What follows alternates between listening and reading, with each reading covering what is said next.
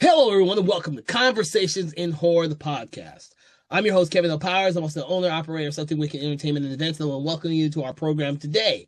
So, I really hope that you have been with us over the last few years as we've delved deep into a lot of different types of horror films from a lot of different subgenres, from a lot of different decades, because we have done a tremendous job, in my opinion, touching upon a lot of those films except for more contemporary films, which is what we're going to be doing today. Now, if you have been listening to the program, what we do is we take an individual film and we talk and have a conversation, critique, analyze an individual film, so that we can go into the nuts and bolts, the nitty gritty, talk about this film in particular. And then a special guest is going to assist me with this. This one's going to be a really interesting one because not only is this a contemporary horror film, which we don't really do that often, but it is also a horror film based on a video game, which I have not been up to date with in quite some time. So I'm really excited to be talking about this film with the amazing Philip Ray, who was our special guest today. Thank you, Philip, for joining us today. Thank you for having me. And we are going to discuss the movie Until Dawn, which came out in 2025. Now, I know what you're all saying. This is based on a video game, but I have never played the video game and knew nothing about it before seeing the movie. But, Philip, tell us a little bit about your background with this. So I have played the video game. And good news for people who have not played the video game, you don't need to play the video game to watch the movie. They decided, which I am actually on, I favor actually the idea of doing their own thing. There is references throughout the movie about the video game, but generally they aimed to do their own thing and stuff. And that already for fans of the game, that might be immediately a turn off for them of not wanting to see the movie, which is understandable. Until Dawn, though, is a game that, again, it's really to a point its own, like, it's kind of a movie. It's an interactive movie. So, and they did a remaster around the time that they announced and did the movie. So it really is felt like, okay, well, if you want a beat for beat remake, then just go play the game. Like I've told everybody, I've not played the game. So I came in to this film a very more like a video game Until Dawn virgin, so to speak. I had seen the trailer for the movie, but I had not gone to the movie to go see this film, unfortunately. And when it came out, I remember it, like, I think it did well the first week, but kind of disappeared really fast. And so I didn't catch it until it went to streaming.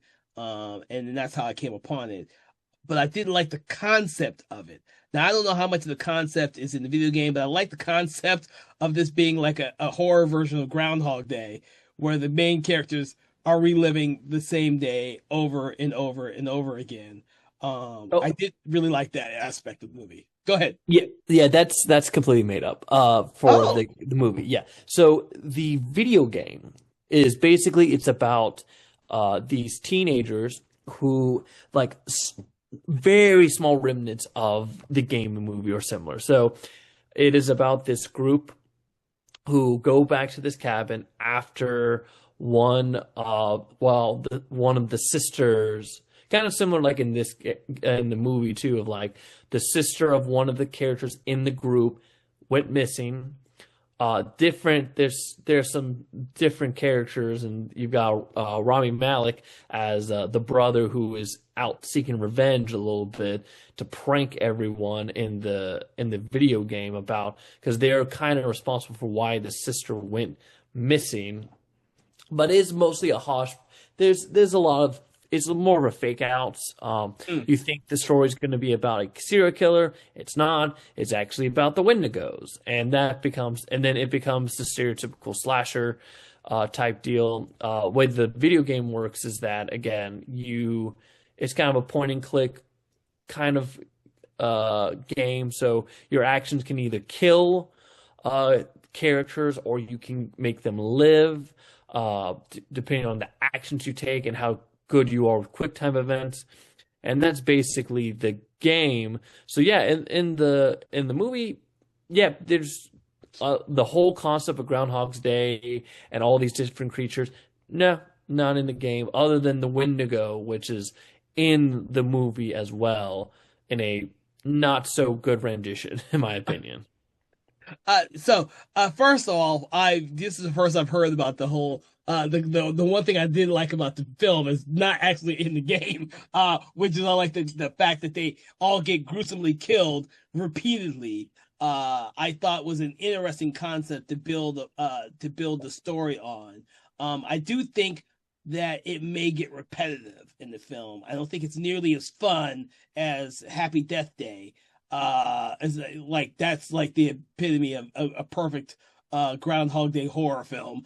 And this one does it interestingly, but I think this one builds mostly on jump scares. So if you are a big fan of jump scares, or not a big fan of jump scares, depends on how you look at it, this film will be definitely be for you, because that's what a lot of this movie is. So And the biggest disappointment with the movie is the thing is, like, I remember from the trailers when they showed, oh, there's going to be these different creatures and stuff. The movie tries to be a mixture of Groundhog's Day and Cabin in the Woods. There's a lot of, like, they're wanting to put in a hodgepodge of different creatures, different things, and unfortunately, the best part of the movie, at least in my opinion, I'll see what you think about, Kevin, is that they kind of do a montage a little bit. So the general plot of the movie is similar to the game, a little bit of characters are trying to find the missing sister of one of the group members. They try to track them down to this town where she disappeared. The sister disappeared, and they suddenly discovered they're in a Groundhog's Day situation where every night they get killed, and they rinse and repeat. And then they discover that if they don't break the loop at some point, they will become monsters themselves.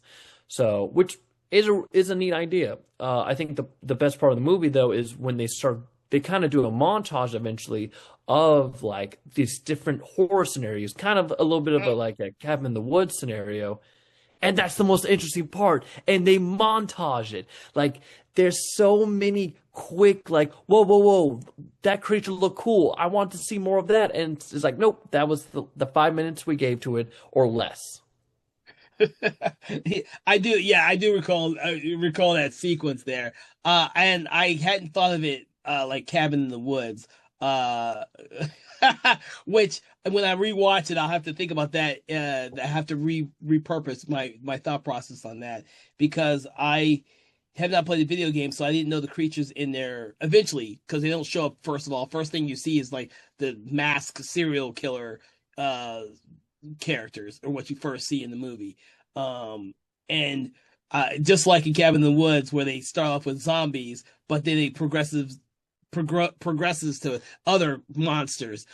This one does that too, but until you mention that the creatures that eventually show up are their version of a Wendigo, I would have never thought about that at all.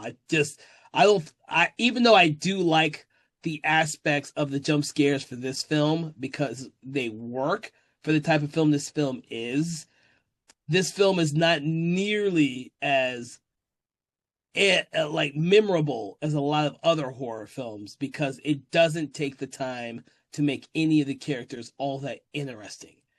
And so it definitely has that problem. The thing with the Wendigo specifically is, and we kind of talked about a little bit this off mic, is when the people who are familiar enough with the Wendigo, the way in the game they do a better rendition of the Wendigo, at least explanation wise, of how people are becoming Wendigos. In this, it doesn't make sense. It's just kind of like they're doing it because it's in the video game, more than actually like making logical sense of how you incorporate the Wendigo into this story.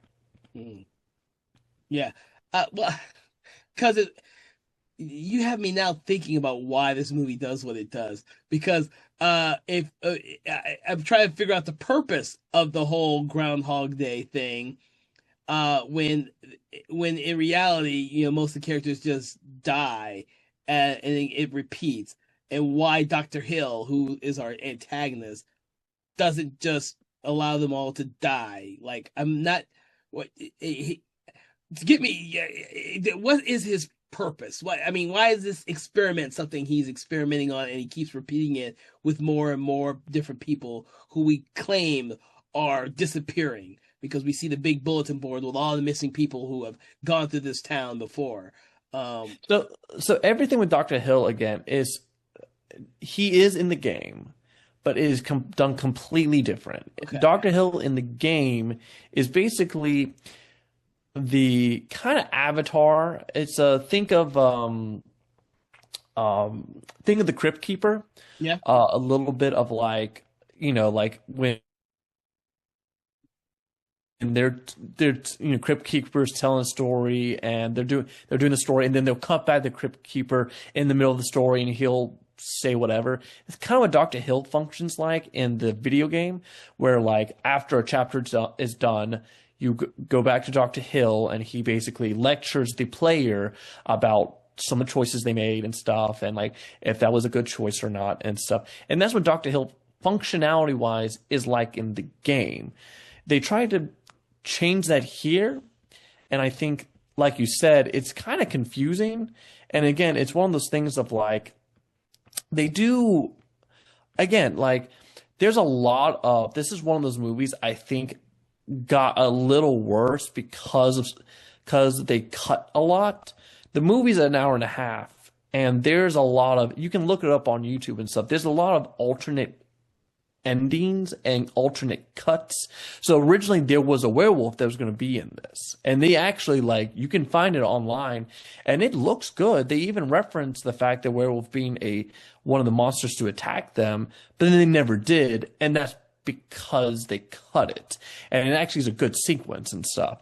But the ending they also changed with that, because Hill actually gets more explanation of his motivation in the alternate cut than in the theatrical cut. Yeah. So when I rewatched the film, I had a problem with the Dr. Hill character because I couldn't figure out what his motivation for this whole experiment was. And then, of course, I couldn't figure out why he would actually drink anything at this town when he knows that by drinking water at all, it's going to make everyone explode. So I when I rewatched it, I couldn't buy the concept that, oh, I have a cup of coffee here that's made out of water, and so like he carried this all from the real town. There was a lot of things that bugged me the second time I watched the movie that didn't bug me the first time I watched it, because simply when I originally watched this film, when it started streaming, I was watching it simply because it was a horror film I hadn't seen, and so I was going in with low expectations. Really, I just like the concept of them, like the Groundhog Day. And you're right, they didn't show the interesting ones for us. We just saw those in the montage. But the Dr. Hill thing was just bugging me, and it's still bugging me. Yeah, I think watch the alternate cut on YouTube. I think you would be very annoyed because it's better, because it's a nice gotcha moment what they do with Hill and his coffee. But like you said, it doesn't make a whole lot of sense, and it doesn't do great on repeat viewings versus in the alternate cut. It ends traditionally like a lot of horror movies. You've got your main heroine versus the baddie, and she overcomes and kills. Because Hill even mentions when he is getting killed that it's like, I'm immortal, essentially. Like he has his Five Nights at Freddy moment of I'll always come back. Like, and that explains better at the end which again, for Kevin, you probably didn't pick up, but for the video game people, the ending when he looks at a cabin and you're seeing these people go into this cabin at the end, that was directly referencing the video game. Hmm. with the implication of now the events of the video game are going to happen next. Again, it doesn't make a whole lot of sense with the context of the theatrical cut. It makes somewhat more sense with the alternate cut, but also, again, it doesn't really make a whole lot of sense.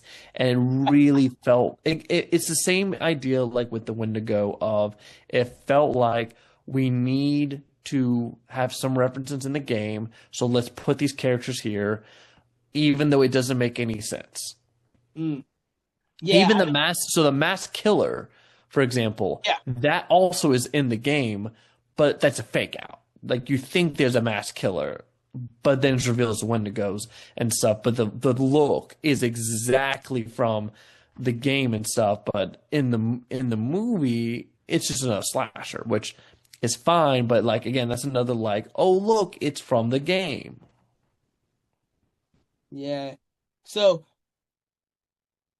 so as much as I want to talk about Dr. Hill, um, I do want to go back to some of the stuff that's in the film for, especially for the people who may not are not like me, are not familiar with all of the game mechanics of the film, and I want to go back and see if the film actually achieves what it set out to achieve. Now, the Clover character, that's our main character because we haven't mentioned the names of the characters. Clover, Max, Nina, and Megan. I think no, And Abe, Megan's the sister, right? Who's the yes. sister? Yeah, no, Megan's not the sister. Megan is It's the psychic one. stepsister. Melanie is the Melanie. Melanie is the missing character. Okay, so I wanted to get those out the way because Clover is obviously the one we are seeing as the main character, despite the fact that, in all honesty, this is more without the gore, this would be a PG-13 film. uh, but these friends are like this not in the video game, but in these friends are all helping Clover search for her missing sister, or also trying to give her closure to the fact that she's been missing for a year. And when they get to the town, what's the town called? I had it written down. Uh, it is called I don't remember the town. But Gl I don't think they gave it a name. we see a sign with the date. Glor Valley. Yeah. So when they get there, um, Clover is all about trying to find her sister, and it's her driving force in the entire film. The other characters don't really have much of a driving force other than helping their friend. But as the multiple nights go on, we see them reacting differently because each time they die, they're not only changing, but their ideals are changing. Like was it Max? Max is Nina's or is it Abe? No, Abe. Abe is the one who's the new to the group. See, the names are interchangeable because they don't make the characters defined enough in the film. So Abe is the one who's just new to the group, and he has no like connections to most of these people, other than his girlfriend at the time, and he thinks he can just leave them behind. But there is this sense of familiarity with the other characters that they won't leave each other behind. Now, if this was your typical horror film and they're each getting killed permanently, you wouldn't have that type of mentality in the film. But it's something that grows as the film goes on. I actually do like that aspect because by the end of the film or the third act, you have Clover saving Megan, who repeatedly disappears and gets captured or something like that. So I like that aspect of the film. Does it work? I think it works well in this film because there's only five characters, and they get killed, but then they get brought back again. It's not like your typical slasher movie where they get killed and then we don't see them again for the rest of the movie. They're dead. These guys, these ladies, and these guys get killed, and then we see them come back, and then they each start to deteriorate physically and mentally as we're watching it. And I like some of those things I do like for the film, despite the fact that the characters are kind of two-dimensional, except for Clover, and even she doesn't have that much going for her, really. See, one of my problems with the cast is I think I don't blame any of the actors. It's what they were given. But like you said, they are very forgettable. They're all kind of interchangeable. Like the thing is, so Clover's, so we got Clover, who's the main girl. We've got Max, who is the ex-boyfriend slash still, has a crush on her. You've got Nina, who is just the best friend character, who's kind of the pothead. And then you have her boyfriend, who is the new person there, and then you've got Megan, who is the stepsister of the guy who has a crush on Clover. And yeah, and it's just kind of like that's all over the place. And the problem is a lot of the characterization. It's one of those movies where they're like, oh, they're all friends, but you don't really see that. It's one of those things of, oh, aren't we all good friends? But you don't actually feel that way for a lot of them. You don't feel like they're really friends. And that was a problem. And so for me, like, I thought a lot of the writings for some of the characters were bad. I think the writing for Abe is bad, not in the sense of the way he acts, but the way he gets treated. He kind of gets treated as like the villain at times because he, like you said, he's the one who is like, oh, I need to get out of here. Although again, like it's not just, oh, I want to get out of here. He's also trying to get Nina, his girlfriend, out as well, and like, hey, we need to get out of here. And she's like, no, you can't. You don't understand. He is the rational character in the movie of the group of like, hey, we should probably get out of here. Oh, hey, maybe we shouldn't do that, or maybe we shouldn't try to kill ourselves. Like he is the voice of reason, but the movie doesn't treat him as the voice of reason. They treat him as the antagonist, which bothered the crap out of me watching the movie. Well, it also bothers you that, excuse me, by the third act when they've gone through this process 13 times. This is the magic 13 number. He's the only one where he acts. We see his back, and he's obviously changing by that 13th time. But we don't see any of the other characters really physically changing as much as he has. And they don't tell him. They don't. They it's like, oh, we're not going to tell you. And the thing too is, again, like with a lot of stuff cut, Abe had a lot of backstory that got cut out. That explained a little bit more of why he's very much like, we need to go, because there's a moment he gets basically betrayed by one of the other characters, and he explains why he is like, he's dying, and he explains why he's acting the way he's acting, and it gives a lot of depth to the character. So of course they had to cut it for no reason at all. But again, it's like it's like I feel bad for Abe because he's the only one thinking sense. A lot of the other characters, again, they go on the, oh, no man left behind type deal, but again, you don't feel connected enough. You don't feel them, or they don't feel like they're actual friends where you feel that way. They all feel like stereotypes a lot of the time. No, I don't agree. I don't disagree with you with that. I think also making Clover so obsessed with finding her sister also distances her from the rest of her group. Because every corner she's seeing her sister, or a version of her sister, or the changed version of her sister. And then of course which is fine, but that's her only character defining thing. And then again, the Max character, everyone has their one character defining thing, and that's really it. The Megan character is, I mean, you talk about what do you even do? She's the arbitrary character who is somehow gets in touch. Like, she's the mystical one. Yeah. Which makes no sense because she's not given that context as a mystical character before the action begins. It's not like she's the character. She does like, she goes at home and does witchcraft and stuff. So her being the one who is the mystical character comes out left field, and only feels like they did that because she's the only like non-white character there.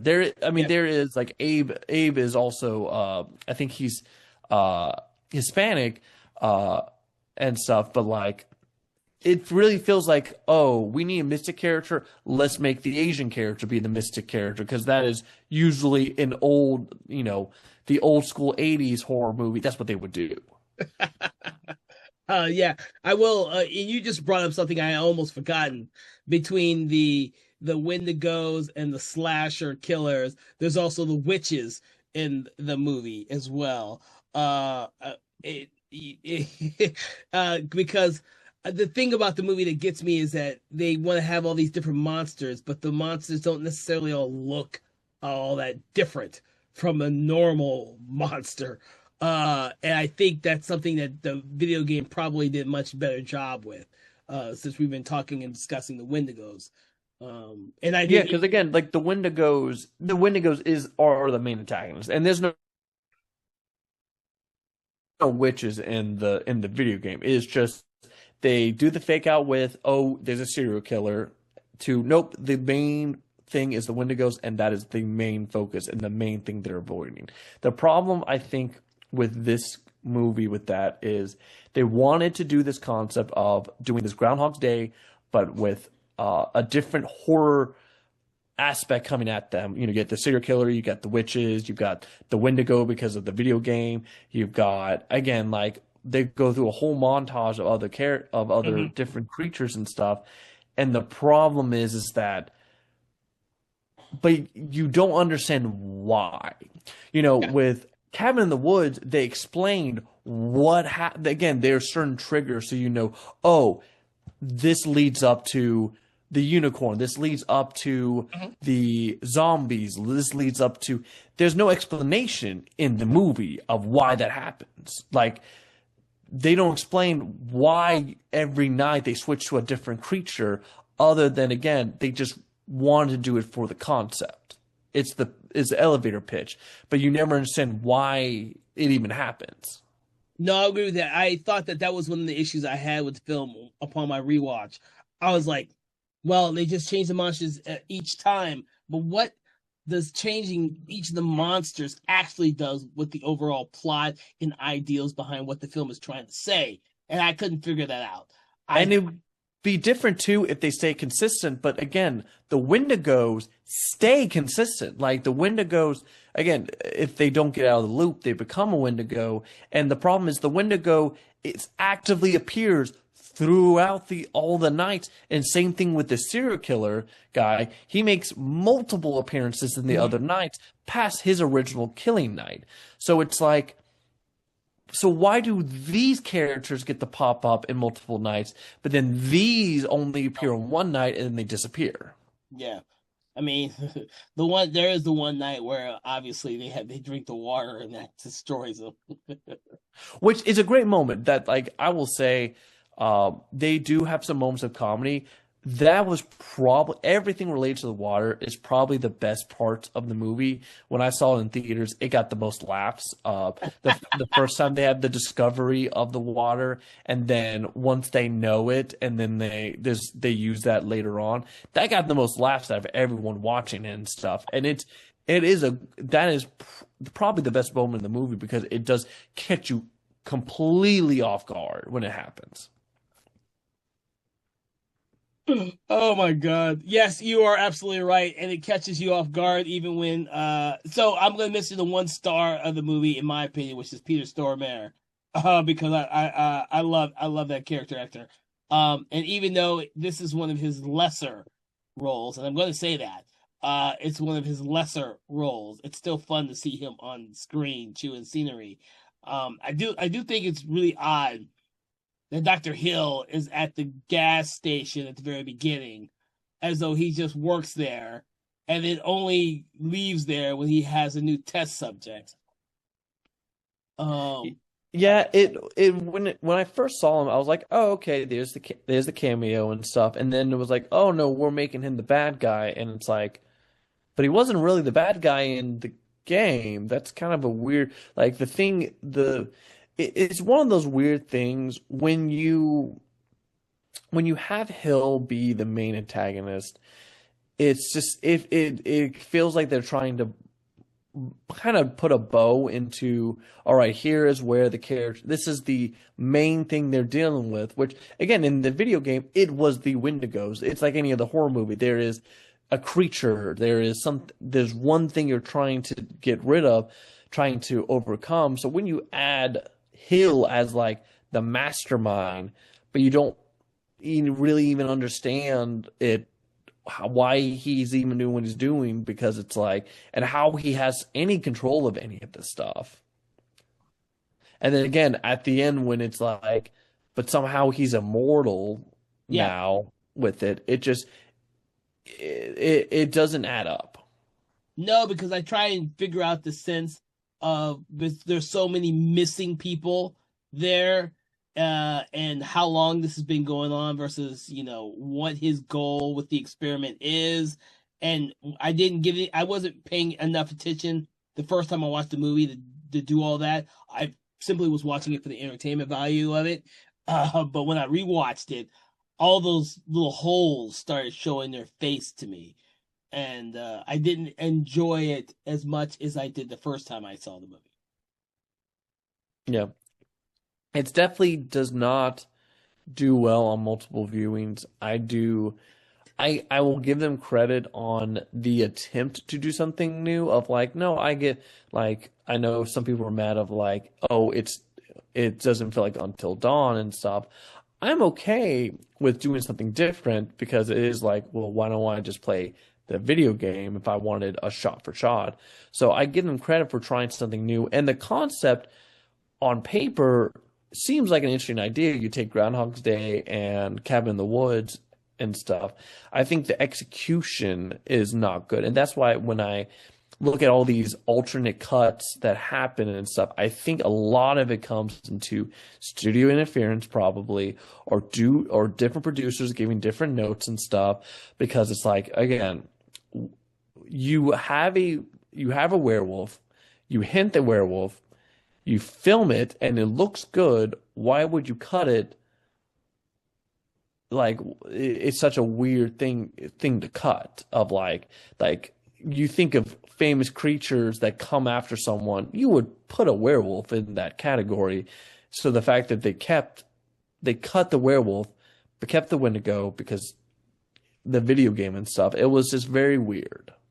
Yeah, it would be interesting because I did not think of or read about any of the cuts and the post-production process of this film. And I can hazard that because it's a video game adaptation, that there are probably a lot of cuts made to a lot of video game adapted films, or a lot of what do you call it? Hand holding with Yeah. the IP owner. Uh but this film, from what you're telling me, is very removed from any original source material. So I kind of wonder how much was studio interference versus how much was, okay, we really like the game, but we just want to change the game.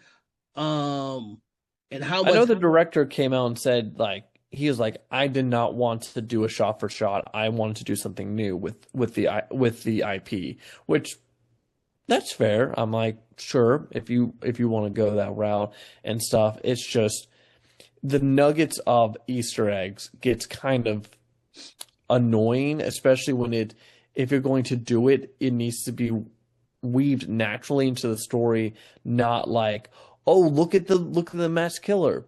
It looks like the guy from the game, even though that's not how it worked in the game. Oh, we're gonna bring the Wendigo in because that was the main like antagonist for the video games. Except we're not going to use it canonically of how the Wendigo is functionality wise. Oh, we've got Hill. Oh, let's have him be the main antagonist because he's a prominent face and it's Peter Stormare, who's a well-known name. So let's just have him be the antagonist. so the reason why I'm bringing all this up is because I want to make mention of a lot of video game adaptations in which the filmmakers took seeds of the original game in concept, but then extrapolated their own stories. The most famous being the Resident Evil franchise. Now, I by the time the first movie came out, I still have never played any of the games, By the time the third and fourth movie came out, I had played Resident Evil 5. And I loved the first Resident Evil movie.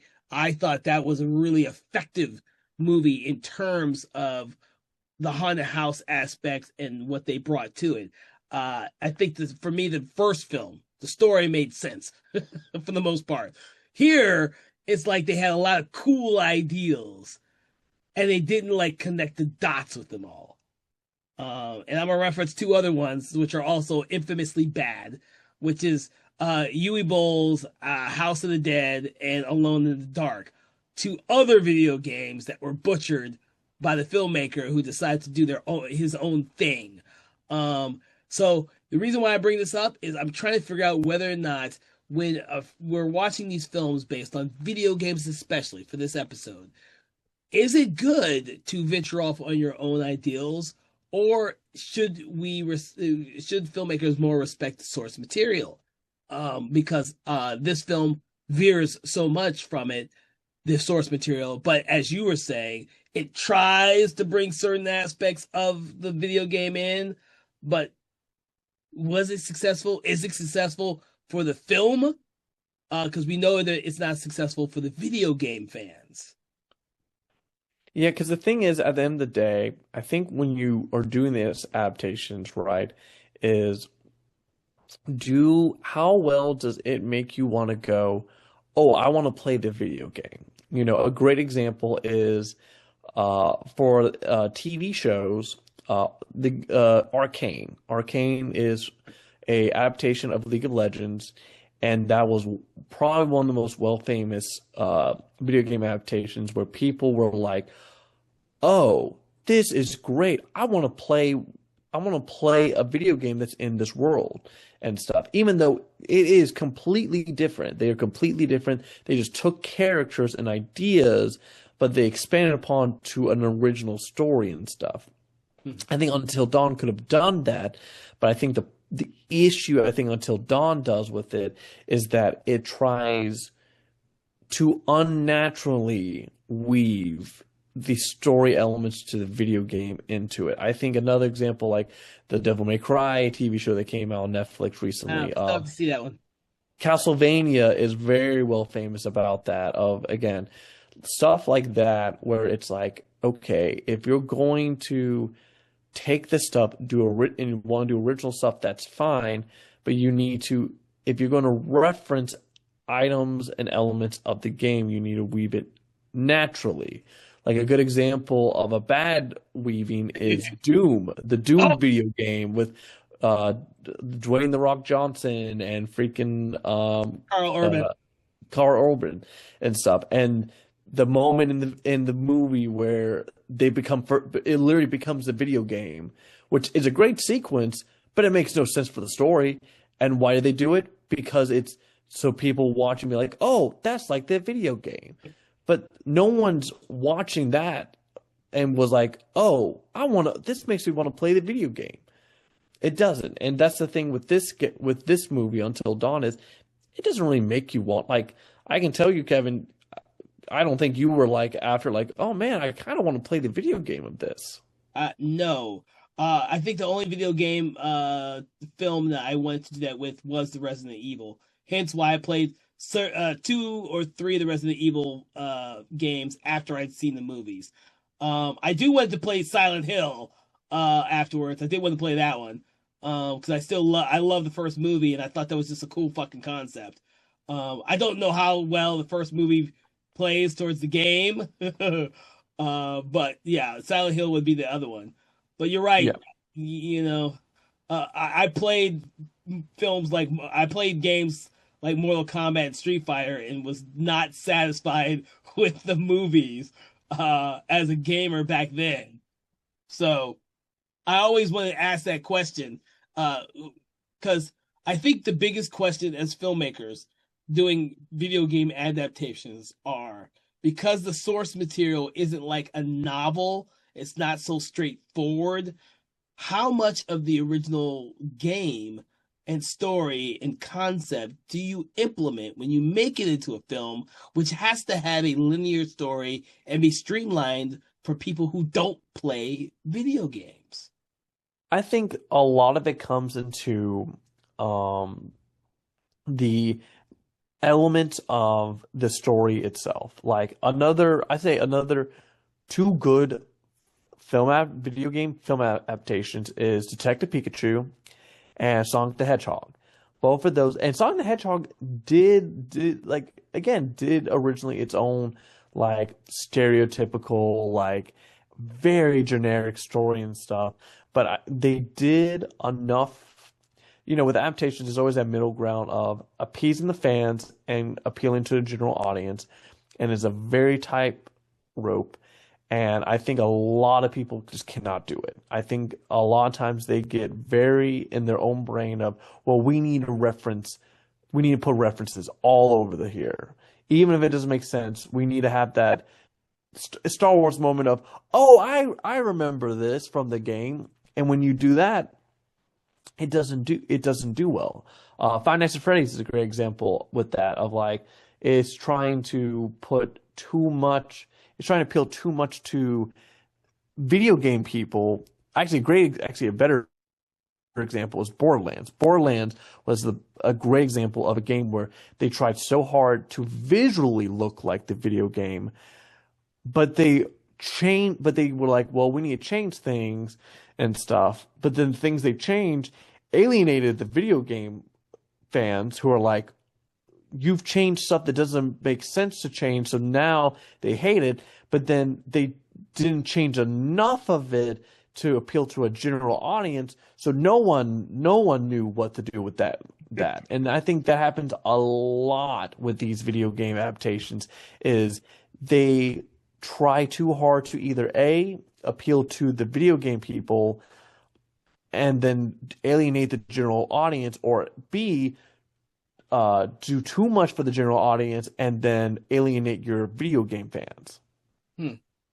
No, I'm not going to disagree with you on it, but that's one of the questions I want to put towards us, because that is one of the key elements when we as horror fans are watching these video game adapted films.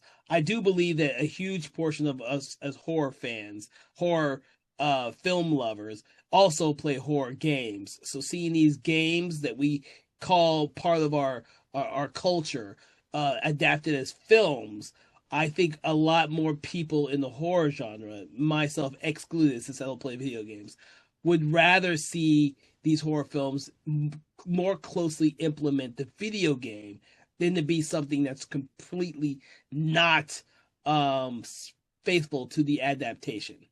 I think like with this, if they wanted to do their own thing with the Until Dawn stuff, I would say a better way to write the script would have been to have the Wendigo be one of the creatures of the night, not have it be one of these overarching things of, oh, if you don't do this, you become a Wendigo. Have the Wendigo be one of the creatures to do of the night.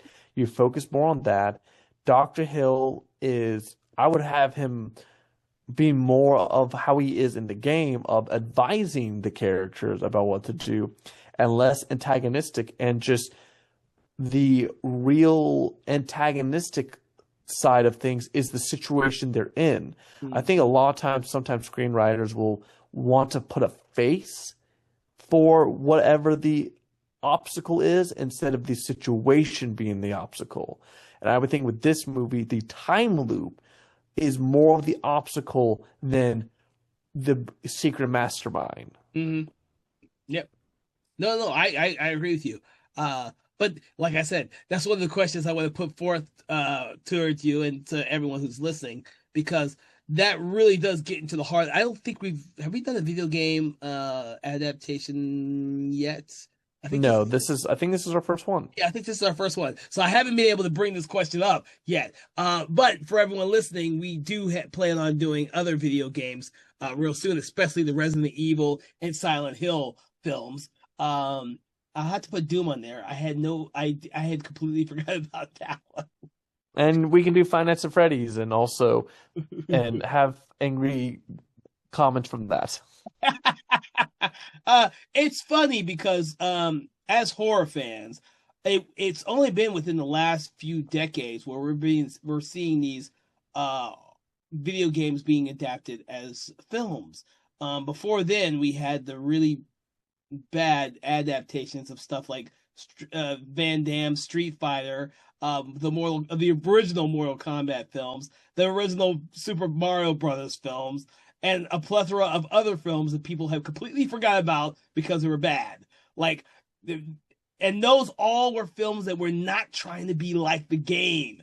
They were more or less trying to take the concept and do their own thing. No one is talking about the original Super Mario Brothers movie. I know there are some people out there who say it's a cult movie. It is not a cult movie. It is a bad movie. It might be a guilty pleasure movie, but it is just plain fucking bad.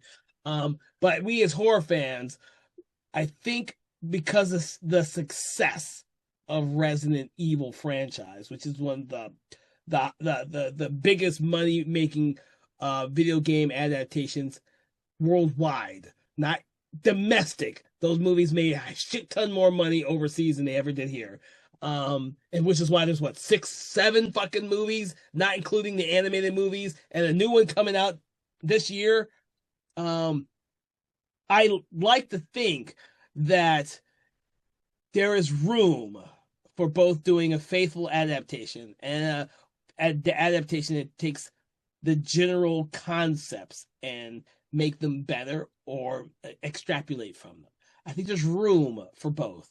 I think so too. It just comes into writing. It comes into is a good script, and I think sometimes there's not a good script sometimes with some of the stuff, because you look at Sonic the Hedgehog, which is script, if you look at it on paper, should be a terrible movie. It should. And it deviates so much from the source material, but the fact that the script actually, and with the actors, is good enough to actually excel to make it actually a decent video game adaptation that's had multiple things. But then you have something like Uncharted that came out and stuff. And again, like that, and you do something like that tried to be a lot like the source material, but also not really. And it was in development hell for so long. And at the end of the day, it really felt like,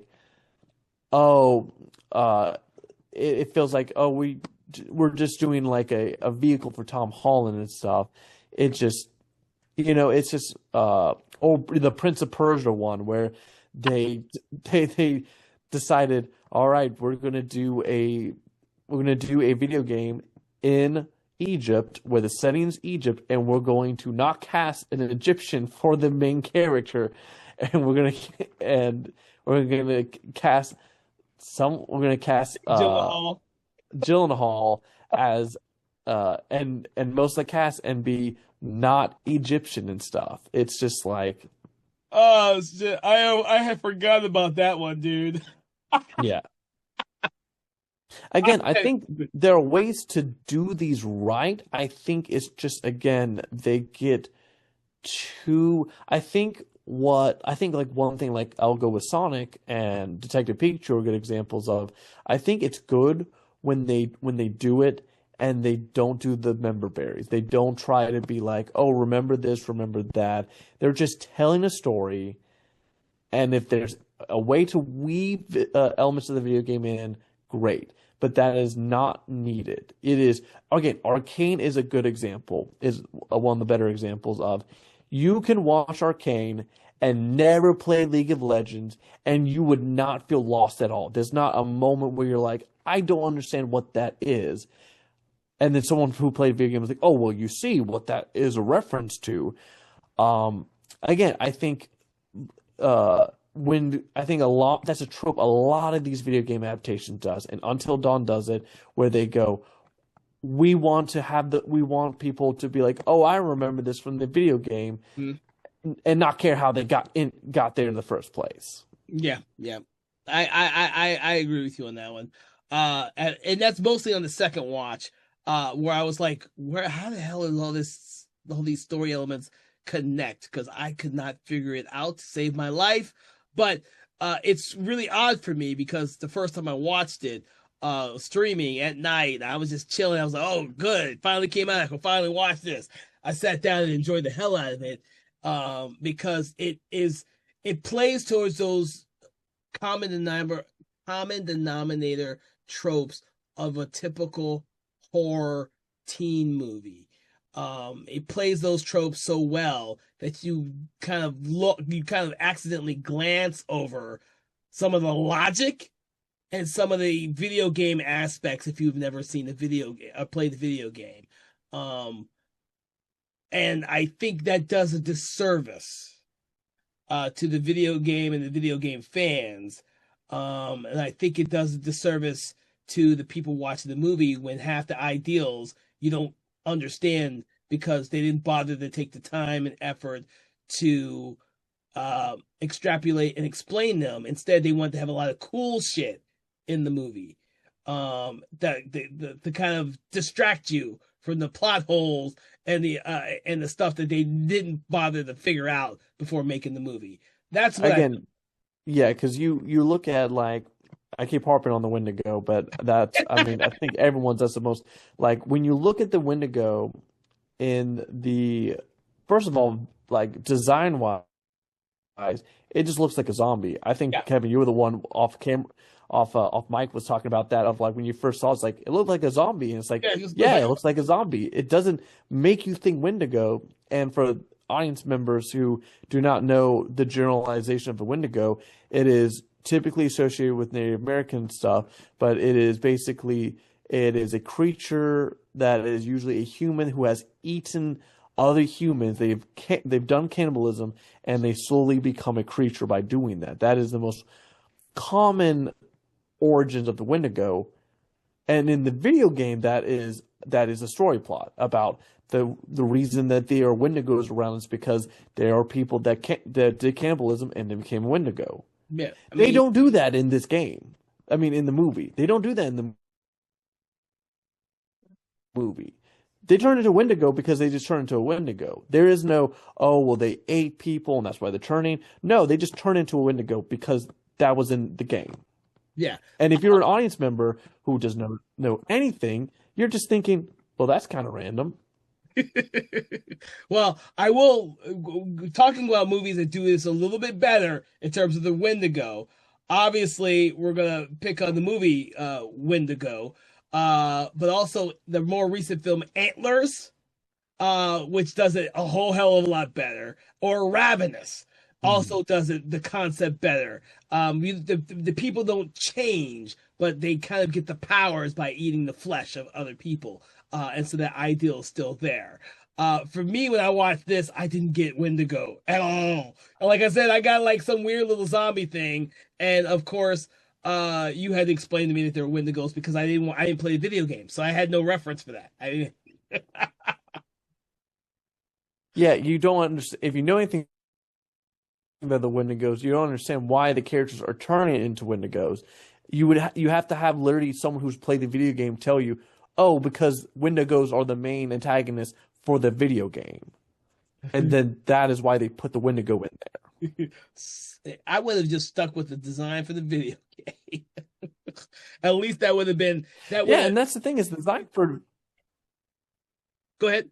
The design was great. Mm-hmm. Yeah. So for the design for the video game is so good. Yeah, I will agree with you on that. For everyone listening, prior to recording the episode, Philip did show me what the video game Wendigo looks like versus what it is in the movie, and I was like, oh shit, they should have just used the fucking video game version. I would have kind of picked up on that a little bit faster had it been that. But when I'm watching the movie more recently, it was like, they just look like zombie monster characters to me. I don't know. Oh shit. So, Philip, is there something that we have skipped or did not talk about in regards to the movie? Because one of the great things about this conversation is we talked a lot about video game adaptations and how it plays with horror fans, which is a conversation we have not had the chance to do until now. Yeah. At the end of the day, Until Dawn, this kind of goes in the list with a lot of the other failed video game adaptations. I will give a compliment. I will give it credit for trying something different. I do give it credit for trying something different. I think the idea of the premise is good and stuff. I think, again, it fell into a lot of tropes that the other video game adaptations have of trying too hard to incorporate elements from the original and not try to tell the story that they want to do and stuff, which is very disappointing. So at the end of the day, if you as a viewer are questioning, well, how should I digest this media? Play the video game. They had a remake come out, and they've confirmed they're doing another Until Dawn 2. So Oh, just play the video game. That is a stronger way to digest this story, mm, even though the stories are different. interesting. Okay. Well, I want to thank you, Philip, for joining us on this conversation in horror in which we were delving deep into Until Dawn. For everyone listening, what we love to do is we love to rate the movies, which means we put a scale of 1 to 5 out there. And then we like to pull something from the film, a object, a quote, or something to rate the movie by. Where on the spectrum, Philip, do you place this film, and what object, quote, or saying would you place it as? I would do 3 out of 5 cut werewolves. 3 out of 5 cut werewolves. Okay. Oh, Jesus. Uh, you know what? Had I not rewatched the film and I was still going by my original interpretation of the film when I first saw it, I would have given it a 3. But now that I've had a chance to rewatch the film and really get pissed off at all the plot holes in terms of the Dr. Hill character, I'm only going to give it a 2.5 half-ass Wendigos, because I'm sorry, but my idea of what a Wendigo is, this film did not cover at all. So I'm just gonna call it a half-ass Wendigo. And even though it was Peter Stormare as the Dr. Hill, I still think that something doesn't click with how they portrayed the character in the film for me anymore. So that kind of ruins it for me. But that does not mean this is not an effective film. For those of you out there who love their jump scares, this movie has tons of jump scares in it. It will keep you entertained. You may not remember any of it after you've watched it, but that being said, it's a good time waster if you and your partner are sitting in the back in the comfort of your own home with the lights turned off, and you got a bowl of popcorn in between you that you're sharing, and you just want to have a good jump scare. This is a great movie to do it with. Similar to how I tell people to enjoy the movie The Nun and The Nun 2. Their movie has great jump scares, not much else, but they got some great jump scares, and they're effective in that regards. So with that, I want to thank you all for listening to us on Conversations in Horror, in which we discussed the movie Until Dawn from 2025. Our first video game adaptation. So we do hope that we will be doing more of these in the future. So we do hope that you will like, share, follow, subscribe to our podcast so you never miss an episode on your favorite podcast app, Spotify, or YouTube, because you never know what's going to be coming up in the future. And also make sure to check out our sister podcast, Conversations in Hammer Studio Horrors, which delves deep into Hammer Studio films from the 60s, 70s, and beyond. If you like classic horror films, you're going to love that one. That one is released every first and third Friday of the month at 8 a.m. So you are going to get a lot of great stuff throughout the month from here and all of us at Conversations in Horror and Broken Lighthouse Pictures. Please have a great day, and we will see you on the next episode. Conversations in Horror is a Broken Lighthouse Pictures production, written, produced, and directed by Kevin L. Powers, executive producer Kelly A. Inoka. All contents and material from this episode of Conversations in Horror is copyright 2025 Broken Lighthouse Pictures.